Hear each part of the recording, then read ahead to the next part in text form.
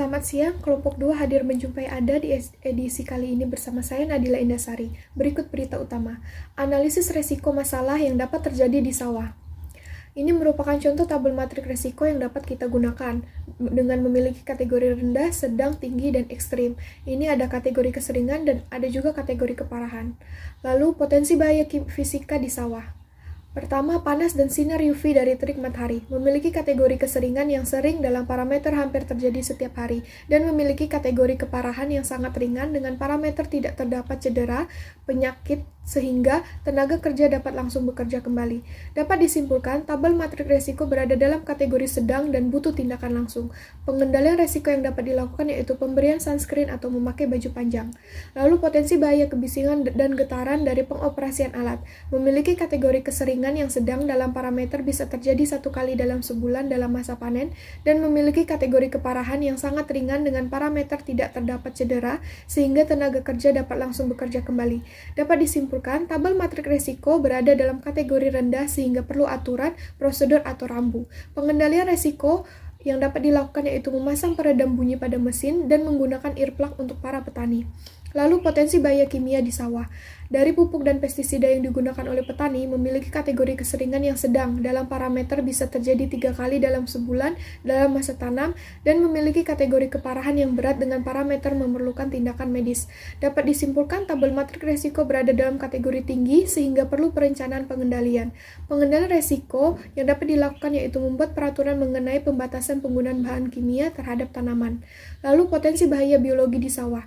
Dari gigitan ular dan tikus memiliki kategori keseringan yang jarang dalam parameter bisa terjadi 1 kali dalam setahun. Memiliki kategori keparahan yang berat dengan parameter memerlukan tindakan medis dan cacat sementara. Terdapat jam kerja hilang lebih dari 1 kali 24 jam. Dapat disimpulkan tabel matrik resiko berada dalam kategori tinggi sehingga perlu perencanaan dan pengendalian. Pengendalian resiko yang dapat dilakukan yaitu membuat aturan untuk membersihkan tanaman liar yang tumbuh di sekitar lahan sawah. Dari infeksi cacing tambang, memiliki kategori keseringan yang sedang dalam parameter bisa terjadi 1 kali dalam bulan dan memiliki kategori keparahan yang berat dengan parameter memerlukan tindakan medis dan cacat sementara. Terdapat jam kerja hilang lebih dari 1 kali 24 jam. Dapat disimpulkan, tabel matrik resiko berada dalam kategori tinggi sehingga perlu perencanaan pengendalian. Pengendalian resiko yang dapat dilakukan yaitu mewajibkan para petani untuk membersihkan tangan atau kaki sebelum menyentuh makanan untuk mencegah adanya infeksi. Potensi bahaya psikologis di sawah. Dari kurangnya keterampilan pekerja dalam melakukan pekerjaannya yang dapat menimbulkan stres dan depresi, memiliki kategori keseringan yang jarang dalam parameter bisa terjadi 1 kali dalam setahun, dan memiliki kategori keparahan yang berat dengan parameter memerlukan tindakan medis. Dapat disimpulkan, tabel matrik resiko berada dalam kategori tinggi sehingga perlu perencanaan pengendalian. Pengendalian resiko yang dapat dilakukan yaitu membuat susunan kerja untuk para petani yang sesuai dengan kemampuan dan keterampilan dan melakukan kegiatan yang dapat membangun keharmonisan seperti melakukan kegiatan outbound dan makan bersama. Potensi bahaya di ergonomi di sawah.